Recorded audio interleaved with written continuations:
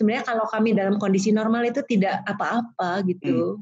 Tapi kalau dalam kondisi sekarang itu berat sekali. Hidup itu selalu ada tantangan, ya kan? Yeah. Rasanya almost impossible hidup seseorang itu always perfect. Pada saat kita berada di bawah, ya jangan terus diem-diem aja menyerah pada nasib. Mau berapa lama kita di bawah terus satu.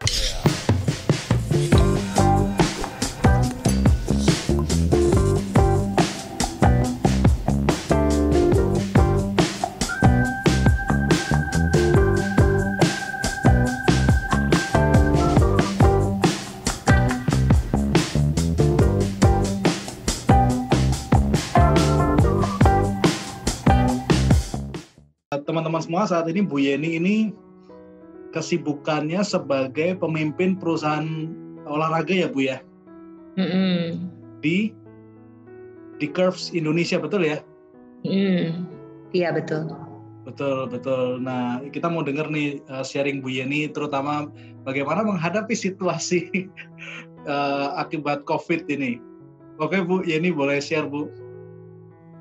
Ya, jadi situasi yang dihadapi itu karena perusahaan tempat saya bekerja, itu saya sebagai direktur adalah perusahaan di fitness gym gitu ya. Memang kita ada spesialisasi memegang niche khusus untuk wanita saja. Jadi kalau pria itu kan nggak boleh masuk. Okay. Nah, karena dampak pandemi COVID adalah kita terkena dampak oleh pemerintah nggak boleh buka.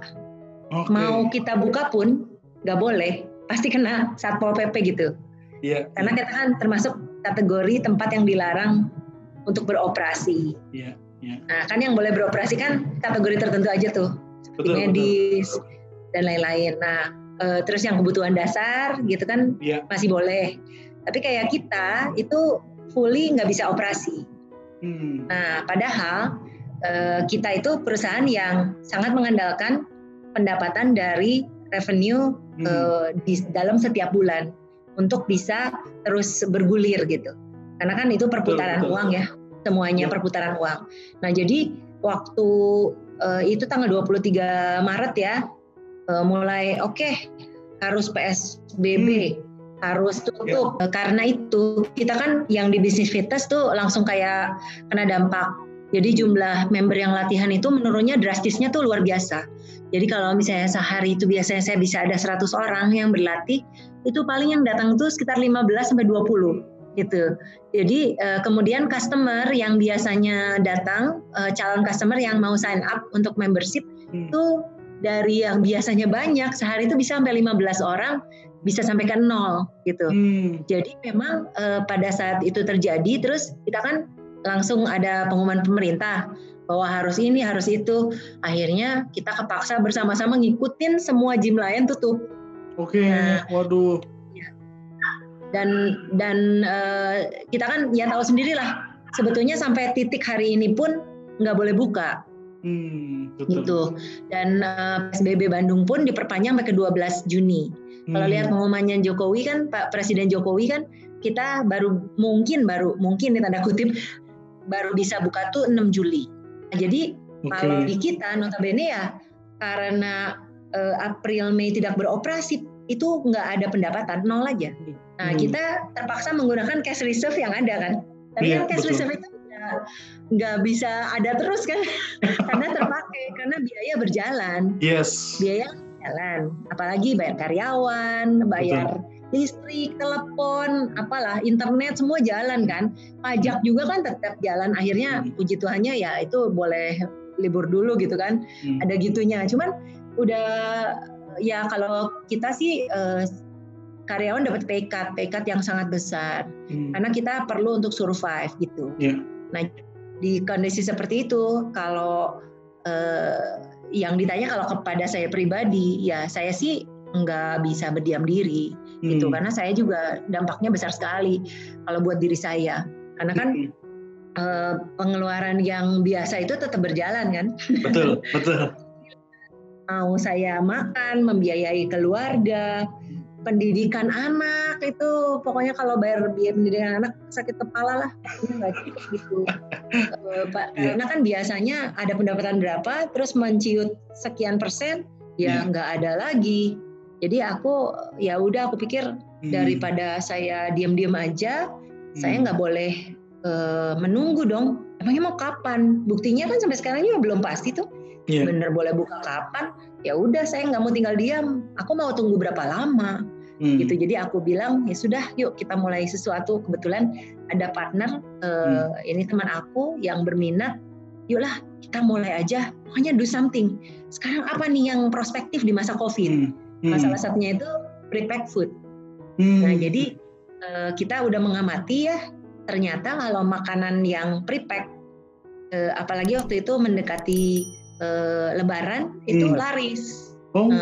Sampai kalau yang orang-orang jualan rendang itu, katanya udah over PO, apalah segala macam. Ya udah kita ngikut aja lah, ya lumayan lah. Kita bersyukur juga mulai itu waktu bulan April kita udah mulai, April akhir gitu ya. Kemudian kita terus jalan lancar so far sampai sekarang. Walaupun sekarang habis pasca Lebaran itu kerasa sepi, mungkin karena orang-orang masih banyak makanan, tapi mudah-mudahan dalam beberapa hari ke depan kita mulai meningkat lagi. Kalau kita sih pendapatan walaupun nggak terlalu besar, karena kita kan sebagai pemula, tapi ya lumayan lah daripada nggak ada gitu. Itulah yang pasti, just have to gitu. Dan pada saat yang sama kan kita hemat ya sebisanya gitu. Ya gitu aja. Oke. Nama brandnya apa Bu yang prepacked food ini Bu? Kalau waktu itu tuh sebenarnya gini, kita tuh namanya sih Dapur Cici Cantik. Nah sebenarnya kenapa sih pilih nama ini? Orang bilang kok aku narsis banget, tapi sebenarnya bukan itu. Gara-garanya tuh gini, kita tuh pengen nama unik yang kalau di Instagram belum ada orang yang punya akun dengan nama itu. Oke. Gitu. Kebetulan kan aku sendiri itu kalau di antara teman-teman aku di komunitas pelari itu aku memang dipanggilnya Cap Cican, Kapten Cici Cantik gitu katanya. Walaupun aku sih nggak cantik-cantik amat, tapi ya oke lah itu kan jadi kayak ya sudahlah nggak apa-apa, karena waktu di situ hampir setiap nama ada. Misalnya selera Nusantara, rendang enak, apalah semua ada gitu. Kita pengen ada yang baru, ya udahlah. Terus udah ngobrol-ngobrol, yaudah biarin lah. Aku bilang malah orang kayaknya ingat lah biarin. Jadi akhirnya kita nekat aja. Tapi keren namanya itu, Bu Yeni, namanya keren. Yes. Nama pede banget ya. Kata temennya suami, kok narsis amat ya namanya gitu katanya. Aku bilang, terus terang aku nggak mikirin itu waktu bilang ya udahlah biarin asal unik aja gitu. Itu cuma gitu. Yes. Bu, ketika menghadapi situasi begini, ini kan pasti udah bisa ngeliat, terus kita ngerasain gitu ya. Apa yang dirasakan Bu Yeni, Bu, dalam situasi pas awal-awal itu? Ya lagi awalnya sih agak bingung sih gitu, dalam arti kan udah terbiasa nih kita rely sama pendapatan penghasilan aku dari gaji gitu. Ya walaupun aku sih nggak 100% sih, aku kan beruntungnya suami aku tuh ada usaha, tapi suami aku juga bisnisnya terdampak cukup besar, itu omsetnya menurun 40%. Jadi kita suami aku juga udah ngomong terus, Yan harus menghemat, kemudian ini aku juga turun segini banyak, kamu juga gajinya turun segini banyak, terus kita bisa nggak cukup nih, cicilan kita kan banyak sekali, karena kan kita nyicil tuh ada ruko, ada rumah, ada apartemen, ada mobil, ya banyak cicilannya sih macam-macam. Ya memang kan buat kami investasi lah gitu. Betul. Tapi ternyata ini COVID ini luar biasa. Jadi aku empot-empotan itu untuk bayar semua cicilan yang sebenarnya kalau kami dalam kondisi normal itu tidak apa-apa gitu. Tapi kalau dalam kondisi sekarang itu berat sekali. Jadi kita sekarang hemat-hemat aja, makan yang irit-irit, terus apalah irit-irit aja dulu gitu. Terus kan kalau kayak karyawan kan kita kan punya karyawan juga dari usaha sendiri, kita juga kan nggak mungkin ngurangin mereka. Ya kita sih sebisanya kita tetap bayar penuh. Gitu. Ya beda lah kalau sama yang perusahaan aku bekerja itu asli nggak ada pendapatan gitu. Kalau yang bisnis suami aku untungnya karena masih dalam kategori kebutuhan dasar itu boleh buka tokonya. Coba kalau bukan itu nggak boleh buka loh, nggak ada. Lihat aja udah mulai banyak yang berjatuhan kok perusahaan. Kita lihat di mana-mana udah mulai berjatuhan. Gitu. Iya. Memang ini challenge buat banyak orang ya. Kalau Bu Yeni sendiri melihat ini Bu seperti apa Bu dalam proses kehidupan kita ya melihat situasi seperti ini? Kalau aku sih merasa gini ya, kalau hidup itu selalu ada tantangan, ya kan? Rasanya almost impossible hidup seseorang itu always perfect kecuali dan bahkan termasuk orang-orang yang melahirkan kaya pun, gitu ya, yang kaya banget pun aku yakin pasti ada challenge. Nah kebetulan challenge yang aku hadapi itu ya seperti ini. Dan kalau aku flashback sebetulnya dan aku bahas sama suami aku, kalau kita perhatikan ini adalah siklus ekonomi. Hampir setiap sekitar 10-12 tahun itu akan terjadi krisis ini. Gitu. Waktu itu kan ingat tahun 98. Betul. 98 itu berarti 12 tahun yang lalu. Betul. Itu kan krisis ekonomi juga. Betul. Waktu itu. Nah, jadi itu sebenarnya mirip. Kami juga waktu itu aku baru married apalagi ya waktu itu ya menikah baru terus kena juga dampak ekonomi itu sempat kami juga mati-matian sampai aku kerja 4 pekerjaan, suami aku kerja 3 pekerjaan. Waktu itu kita lagi di Amerika, tapi ya nggak apa-apa lah, ya juga perjuangan. Kalau aku sih percaya sama roda kehidupan. Kita selalu ada di bawah, selalu ada di atas. Tapi pada saat kita berada di bawah, ya jangan terus diem-diem aja menyerah pada nasib. Mau berapa lama kita di bawah terus satu gitu. Jadi kalau saya sih ya berjuang aja dulu. Yang pasti jangan cepat nyerah lah gitu. Nah aku merasa sih masih cukup beruntung dibandingkan yang lain. Aku cuman sedih banget gitu ngebayangin orang-orang yang mungkin biasanya jualan di pinggir jalan gerobakan, terus kan nggak boleh beroperasi mereka teh, gitu PSBB nggak boleh kan, terus mereka makan apa dong? Gitu. Aku cuman maksudnya kayak aku sih cukup beruntung lah. Aku juga jangan terus ngerasa terpuruk, terus diem, terus ya sebagai seseorang ya ini adalah tantangan, kita harus berjuang dan bangkit sebisa mungkin, tidak berdiam diri, tidak berserah pada nasib, gitu sih kalau aku sih. Karena kalau berserah pada nasib ya udah kamu pasti akan terbawa arus gitu aja. Iya. Jadi harus tetap menjaga api semangatnya ya Bu ya. Oh, betul. Karena aku sih yakin kan semua kesulitan akan berlalu. Gitu. It shall pass gitu. When tinggal nggak tahu berapa lama.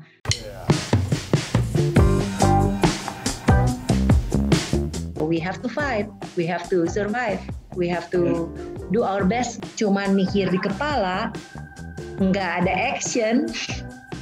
Ya itu yang aku bilang, banyak jalan menuju Roma, tapi kamu nggak akan sampai kalau nggak mulai, nggak bergerak. Di tengah-tengah kesulitan ini tuh banyak kesempatan. Tinggal kalian itu mau nggak ngerjainnya.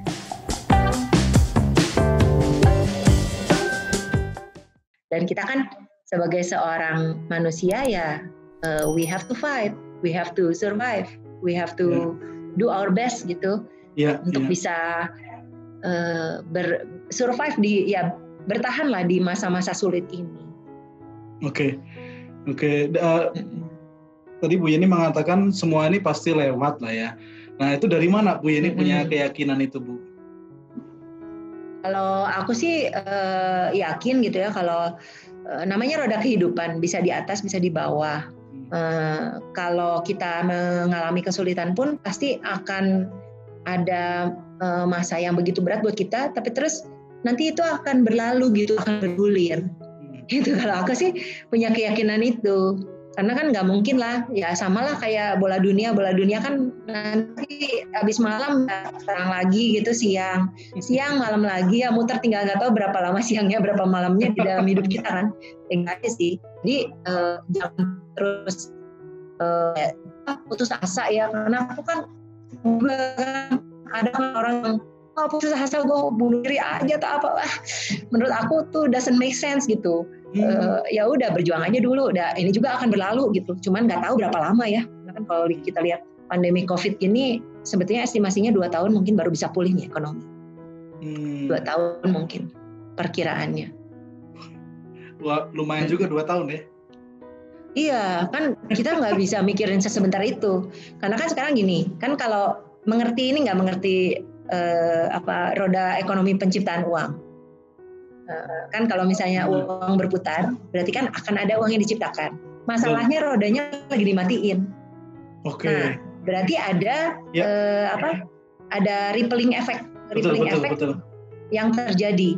Nah, kalau biasanya penciptaan, sekarang penyusutan. Gitu. Penyusutan yang terjadi. Jadi aku kasih contoh paling mudah. Misalnya nih, kayak perusahaan aku aja gitu ya. Nih, aku menerima penyusutan gaji. Karena aku menyusut gajinya, aku biasanya belanja ke vendor ABCDE. Aku meng-cut. Aku cuma beli ke A. Apa yang terjadi dengan vendor BCDE? Mereka nggak ada pendapatan yang biasa dapat dari aku. Betul. Lalu si BCDE ini ngapain? Sama, nge-cut juga pengeluaran dia. Nah, terus berarti kan dia yang orang-orang biasa dia beli itu dia konsumsiin, nggak ada uangnya kan? Dan itu gitu.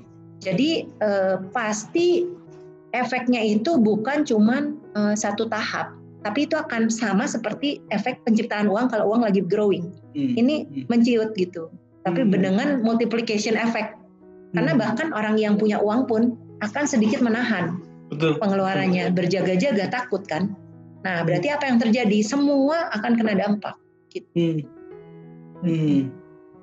Nggak usah. Ya kita lihat aja lah. Bahkan negara ekonomi maju seperti Amerika aja udah teriak-teriak tuh habis lockdown sekarang. Iya betul. Banyak yang jadi benar-benar nggak ada uang kan untuk makan, untuk ya itulah seperti itu. Terus kalau buat teman-teman yang lain, menurut Bu Yeni sebaiknya seperti apa Bu supaya kita bisa katakanlah kemungkinan terburuk masih panjang misalnya ya 1 tahun gitu. Gimana cara kita bertahan menurut Bu Yeni?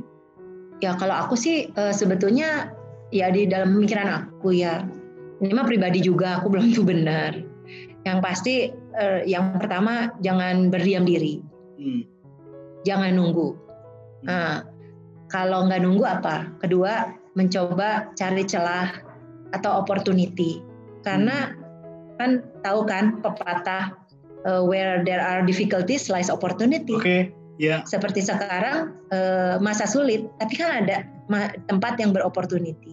Kita udah sering juga lihat edaran-edaran area mana yang sebetulnya sekarang bisa grow. Ya udah, pindahlah bergerak ke situ gitu. Kemudian interview. Nah terus aku seudah itu yang ketiga ya kita harus do something, karena aku juga ngerasa bahwa kalau misalnya kita cuma mikir di kepala nggak ada action ya itu yang aku bilang, banyak jalan menuju Roma tapi kamu nggak akan sampai kalau nggak mulai, nggak bergerak gitu. Karena itu yang aku sering lihat terjadi. Itu malah cuman feel sad and sorry about the condition, tapi nggak do something, ya kan? Nah, jadi harus mulai bergerak. Ya lakukan saja sebisa mungkin. Yang pasti kayak aku sendiri kan minim nih pengalaman di dunia kuliner misalnya. Nggak apa-apa, aku belajar aja. I have the time, I can learn. Terus dan juga ini kadang-kadang kita ada orang-orang perfeksionis ya yang rasanya gue harus siap dulu, harus ini dulu, harus itu dulu, harus ini dulu. Ya akhirnya you do nothing gitu. Menurut aku jangan menunggu sampai perfect. Ya kerjain aja gitu. Ya. Gitu sih menurut aku. Oke, jadi jangan cuman kepikiran tapi harus berani mencoba ya. Betul. Dan nggak usah nunggu-nunggu perfect gitu. Nggak usah nunggu-nunggu perfect. Tapi kalau kita nggak bagus terus akhirnya nggak berhasil, gagal, gimana Bu Yeni? Kalau aku sih sebenarnya karena aku juga belajar di daerah ini cukup banyak, yang namanya entrepreneurship itu kegagalannya sangat tinggi rate-nya. paling yang berhasil itu paling cuma 20% gitu ya. Tapi apakah itu berarti kita nggak mau nyoba? Lah kalau kamu nggak nyoba ya kamu mana tahu kamu berhasil gitu. Ya tetap aja kalau menurut aku sih, kalau misalnya gagal ya udah cari yang lain, do something else gitu. Atau mungkin kamu berhasil karena memang kamu belum ada pengetahuan, ya learn dan make it perfect, belajar lagi. Dulu aku pernah buka kantin, lagi aku baru married tuh kan, kita punya game center udah lama, tahun 2001 lah, 2001 gitu. Aku pernah buka kantin kecil di ruko tempat aku, gitu. Lumayan lah laris juga. Yang masaknya chefnya suami aku waktu itu, karena dia tuh jago masak sebenarnya. Tapi kalau sekarang aku kan partneran sama teman aku, orang Padang, jadi dia chefnya. Aku sih kayak sous chefnya lah, nyiapin adminnya terus dan lain-lain. Iya. Jadi di sini banyak ngulik hal yang baru juga ya Bu ya? Ya pastilah, karena kan sekarang kan beda, eranya udah lain. Kalau konsepnya beda, kalau yang dulu itu kan kantin kayak itu tuh, 2005 kata suami aku mengkoreksi. 2005, kenapa ya aku mikirnya 2001? 2005 kita punya kantin itu, terus kita itu beda konsep, jadi itu menyajikan, jadi nasi terus ngambil terus diinikan gitu, jadi orang bisa makan di situ. Kalau sekarang beda, aku prepack food, prepack di frozen, prepack bisa dikirim ke mana-mana seluruh Indonesia gitu. Kalau sekarang konsepnya itu, karena kan orang tahu sendirilah, gara-gara COVID tutup kan restoran. Iya, betul. Ngapain aku buka bisnis yang dimana orang nggak bisa datang? Sekarang aku konsepnya karena COVID, ya udah aku bikin prepack frozen food gitu. Dan orang mau loh beli gitu. Iya betul ya. Jadi selalu ada peluang di dalam kesulitan ya Bu ya. Betul. Ibu pasti ada peluang lah. Langsung mendapatkan hasil yang bagus atau melewati proses yang nggak enak juga Bu? Ya pastilah, kan aku juga melakukan berbagai kesalahan, belajar lagi. Nggak ada lah orang, apalagi nggak ada pengalaman. Kadang-kadang kita ketawa sendiri, kita nekat juga ya ini nggak ada pengalaman gitu. Tapi nggak apa-apa, setiap kali kita ada kesalahan ya kita lihat, oh ya berarti berikutnya nggak boleh. Cuman gitu aja, ya udah aja, so what gitu. Namanya juga orang usaha, yang penting jangan diem-diem aja, berserah pada nasib. Yes, Bu Yani, ini menarik nih Bu. Kalau boleh disampaikan untuk teman-teman yang juga sedang mengalami hal yang sama Bu, kira-kira pesan apa Bu buat teman-teman? Ya pesan aku sih gini, apalagi kalau kalian yang masih muda ya, apalagi kalau kalian yang masih umurnya muda, itu di tengah-tengah kesulitan ini itu banyak kesempatan. Tinggal kalian itu mau nggak ngerjainnya, dan dengan seksama mencari celah-celah kesempatan itu. Nah kemudian ya bertindak untuk itu, jangan diem-diem aja, jangan mikir kelamaan, yang nggak dikerjain ya kerjain aja lah, nekat aja gitu. Terus ya tentunya dengan perhitungan resiko ya, jangan misalnya gini, udahlah aku mau nekat langsung ngabisin 500 juta atau berapa ya, jangan lah. Jadi hitung-hitung aja gitu. Hitung-hitung aja, kayak aku sih modalnya kecil-kecilan gitu. Ya udah seenggaknya segini, ya udah aku mudah-mudahan segini aja, diputerin nanti bertahap aku grow kayak gitu lah. Oke, luar biasa ya. Ya semoga ini dapur Cici Cantik semakin keren dan bisa jadi ini jadi sumber income yang luar biasa loh Bu. Amin lah, doain aja. Soalnya kalau konsep ini sih sebenarnya aku lihat sangat tinggi opportunity-nya. Tinggal kita what is our uniqueness gitu. Apa sih keunikan kita gitu. Kalau di masakan sih kan pada akhirnya di resep, di rasa, pelayanan kita ya seperti itulah. Aku sih ya berusaha yang terbaik aja lah. Kalau namanya juga survival dan ya sedikit bertaruh sih. Tapi ya jangan diem-diem aja, diem-diem mendekam, you get nothing gitu. Ya do something lah gitu. Iya berarti take risk ya, take risk Kalau kita berhasil, kita happy. Kalau kita gagal, ya kita belajar dari situ. Betul. Oke, Bu Yeni, ini obrolan singkat tapi sangat menginspirasi buat saya juga ya, mendorong untuk kita nggak boleh diem ya. Iyalah, jangan berserah pada nasib maksud aku. Iya. Apalagi aku tahu lah gitu, orang-orang kadang-kadang nunggu cuman berdoa aja nggak cukup loh. Maksudnya aku bukan nyalahin berdoanya, berdoa itu perlu. Tapi kan seperti Tuhan bilang pun, Tuhan akan memberikan bantuan. Tapi kan yang bertindak kita. Betul. Gitu loh. Kalau misalnya kita nggak bertindak, ya sampai kapan juga nggak akan dapet gitu. Yes. Ya gitu aja sih. Oke, Bu Yeni, thank you obrolannya ya. Ini aku yakin bisa menyemangati teman-teman yang lain yang juga mengalami hal yang sama. Dan ya, jangan cepat putus asa lah. Yes, ya kita sama-sama berdoa semoga situasi ini segera berlalu dan segera masuk ke new normal. Betul, iya itu kan akan membuat kita lebih tegar juga. Oke, Bu Yeni ya, terima kasih ngobrol-ngobrolnya. Oke, makasih. Terima kasih juga. Semoga sukses, sehat, salam buat suami. Ya, Dapur Cici Cantik semoga makin keren. Amin. Terima kasih sudah menonton video ini. Dan jangan lupa tekan like dan komen di bawah. Dan supaya Anda terus mendapatkan motivasi, inspirasi, dan tips seputar pengembangan diri, pastikan Anda subscribe di channel ini dan tekan tombol lonceng. Terima kasih, salam dahsyat, luar biasa.